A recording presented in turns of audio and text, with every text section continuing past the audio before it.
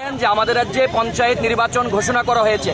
এর আগেই রাজ্যের মাননীয় মুখ্যমন্ত্রী বলেছিলেন 100% বিজেপিকে পঞ্চায়েতে জয়লাভ করতে হবে। তারপর থেকে গোটা রাজ্য জুড়ে একটা রাজনৈতিক পরিবেশ অস্থিরতা তৈরি করা হয়েছে।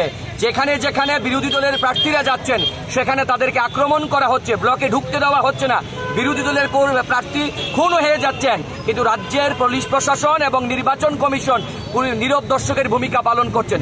আজকে যখন আমাদের বিধায়ক উদয়পুর টেপানিয়াতে ব্লকে যান, সেখানে নমিনেশন সাবমিট করতে উনার উপর আক্রমণ, কংগ্রেস দলের কর্মীদের উপর আক্রমণ, প্রার্থীদের মাথা ফাটিয়ে দেওয়া হয়েছে।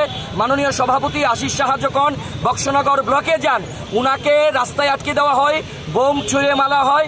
গোটা রাজ্য জুড়ে একটা অস্থির পরিবেশ তৈরি হয়েছে।